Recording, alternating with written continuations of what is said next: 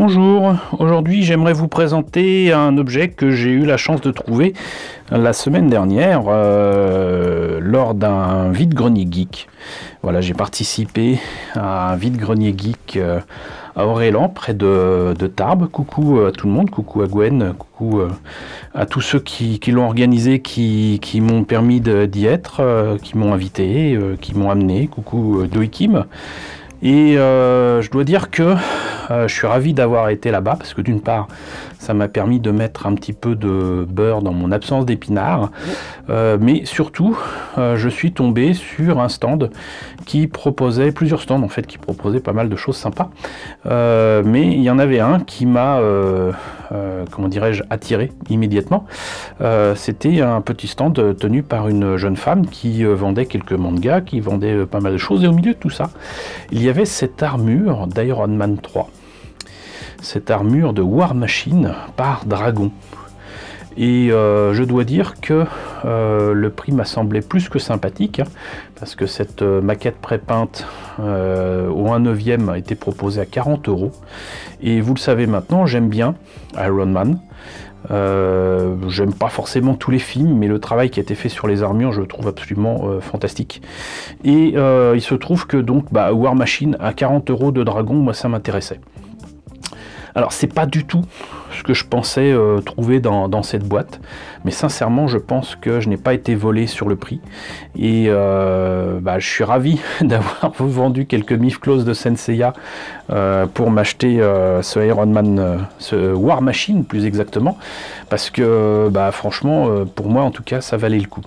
Je vous présenterai aussi deux autres achats que j'ai fait là-bas, là aussi une bonne affaire, deux bouquins de Star Wars, mais ça sera pour une prochaine vidéo. Donc on va rester sur ce War Machine de Dragon. Alors déjà, pour ceux qui ne connaîtraient pas la marque, c'est une marque chinoise, on l'aura deviné, qui propose souvent des figurines, et ces derniers temps qui est très connu pour des figurines de super-héros, notamment issus du Marvel Cinematic Universe, et qui propose soit des maquettes à faire, soit des maquettes déjà faites mais à monter un petit peu, c'est le cas ici. Et il y en a sur les héros de la galaxie, il y en a sur Iron Man, il y en a sur les Avengers évidemment, il y en a sur quantité de choses, c'est pas toujours donné, c'est pour ça que 40 € forcément ça fait tilt, hein. Je me suis dit il faut le prendre immédiatement. Et donc forcément Dragon, c'est des choses qu'on trouve dans pas mal de boutiques, j'allais dire de comics, mais boutiques geek, voilà, vous en verrez partout, mais plus souvent à 120, 150, 200, 300 €. Là 40 € sincèrement j'ai fait une super affaire. Pas grand chose à dire sur la boîte elle-même. Là vous avez une illustration différente de War Machine. Vous avez ici donc le logo Avengers Initiative, donc Iron Man 3, je rappelle que c'est quand même sorti quelques temps après le premier film Avengers.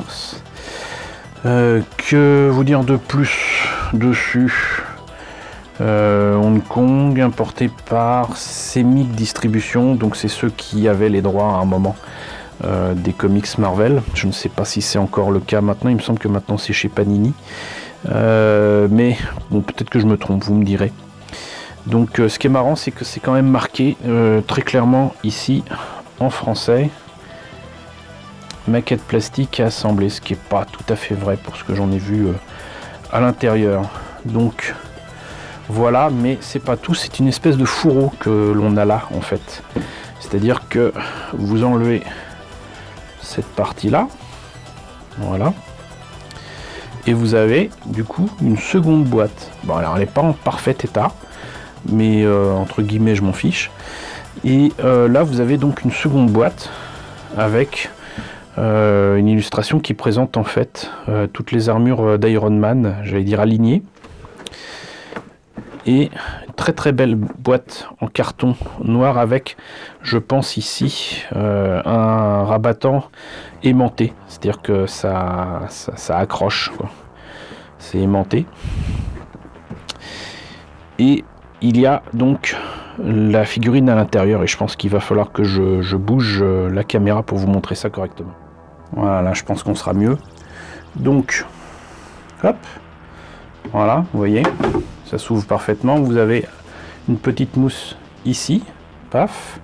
Là, vous avez, pour ceux qui ne sauraient pas comment sont faits les humains, la notice qui expliquera comment monter les membres et les placer correctement. Hein, voilà, mais je pense qu'on peut s'en passer gentiment. Vous avez ici donc un socle pour faire tenir la figurine sur ses pieds. Je ne sais pas si ce socle est vendu avec, mais on va voir ça immédiatement. Il me semble pas que c'était le cas, mais peut-être que c'est le cas. Donc vous avez ça pour tenir la figurine. Ça n'a même pas été sorti de son sachet. Ici, donc vous avez les pièces et vous voyez que, en fait, même si c'est pré-peint, pour moi, très clairement, ça mérite d'être vu un tout petit peu pour la peinture et pour le weathering. C'est beaucoup trop propre et ça fait justement beaucoup trop plastique. Par contre, je pensais que c'était du soft-vinyl, mais c'est très clairement du plastoc. Et c'est simplement que là, ça a été pré-peint et pré-monté. Voilà. Et vous voyez que la mousse est faite là, ici, pour tenir les pièces correctement et les protéger. Donc là on voit bien qu'effectivement c'est comme une maquette comme celle que je vous ai montré ces derniers temps, mais les Ironman que je vous ai montré c'était quand même des maquettes Polarlight si je me rappelle bien, ou Mobius Models ou Pegasus, je sais plus. Donc très clairement pas de cette qualité, vraiment pas. Mais vous voyez là pour les articulations etc, là il y a des petits jus qui me semblent nécessaire, un petit brossage à sec pour améliorer encore l'aspect métallique de tout ça. Alors en masquant certains éléments comme ici par exemple, j'ai pas forcément envie de me retaper la peinture des yeux, donc ça sera masqué, mais voilà, c'est clairement un modèle non seulement de collection mais de très très belle facture, sans mauvais jeu de mots. Donc là on peut retirer la mousse. Monsieur Focus, si tu m'aidais ça serait bien, voilà. Et j'avais tort, vous voyez, je n'avais même pas vu que c'était ça, et c'était certainement ce qui rend l'objet le plus lourd. C'est donc vous avez un socle, alors il est vide mais rien n'empêche de le remplir. Imaginez ça rempli de sable ou quoi, ça doit le faire. Et c'est amusant d'ailleurs de voir ces effets de plastique là, on dirait presque des fossiles, on dirait des fossiles dans la pierre. Mais là donc même là, bon, vous avez un petit travail de peinture de base, mais il n'est pas vilain du tout, mais ça peut être encore mieux avec un nouveau brossage à sec et des jus correctement faits. Donc c'est clairement un sol bétonné qui s'est pris un coup, mais donc voilà. Ce que je vous propose, c'est que vu qu'on a fait le tour et que ça m'a pas l'air bien difficile à monter, plutôt que de le mettre sur son socle transparent, je vais le mettre là-dessus et on va voir ensemble ce que ça donne. Et bien voilà, c'est fait. Alors je dois vous avouer que monter la figurine a été assez simple, mais j'ai quand même conscience de quelques défauts. Alors déjà d'une part, comme c'est vraiment du plastique, comme une maquette plastique, c'est quand même assez léger. Et autant ces pièces là pour cette jambe là se sont emboîtées parfaitement, ici si je lâche la figurine, les pièces tombent. Donc en fait ça nécessite très clairement d'être collé pour être monté correctement, ce qui veut dire que après ça rentrera plus dans sa boîte et c'est bien dommage. La seule partie totalement articulée, c'est la tête. Vous avez une articulation dans la tête qui permet de l'articuler un tout petit peu, mais sinon la maquette est figée. C'est pas pour me déplaire, mais vous voyez, paf, voilà, ça tombe. C'est pas pour me déplaire, mais voilà, n'attendez pas de cette figurine qu'elle soit articulée, elle est figée dans cette position. Donc moi je la trouve absolument magnifique, mais elle a quand même aussi d'autres petits défauts, tout petits, hein. Mais il y en a. Bon, d'une part, vous l'avez vu, le bras ici ne tenait pas, cette jambe-là ne tient pas. Je vais oser prendre, alors le socle aussi, il est bien, mais il est beaucoup trop léger.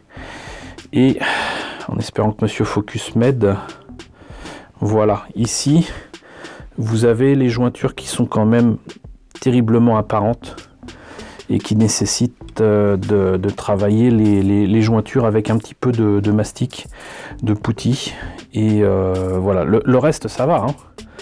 Ça, c'est impeccable, mais voilà, c'est beaucoup plus fragile que je ne le pensais. Je pensais sottement que ça serait dans le même vinyle, parfois vinyle plein, dont certaines figurines de dragons bénéficient, notamment pour les Gardiens de la Galaxie. J'ai juste pu voir les boîtes en boutique, notamment chez mes amis d'Euromaquette. Et ça m'avait l'air quand même bien lourd. J'ai vu quelques vidéos qui me faisaient croire que c'était quand même du soft vinyle et peut-être même du soft vinyle plein. Mais peut-être que je me trompe. Peut-être que je me trompe. Donc voilà. Cette figurine au 1/9 de War Machine par Dragon, que j'ai eu à 40 €, qui nécessitera d'être retravaillé un tout petit peu pour en tirer le meilleur, mais très sincèrement, je ne suis pas mécontent de mon achat. Voilà, bah écoutez, vous savez tout sur ce War Machine d'Iron Man 3 de la marque Dragon.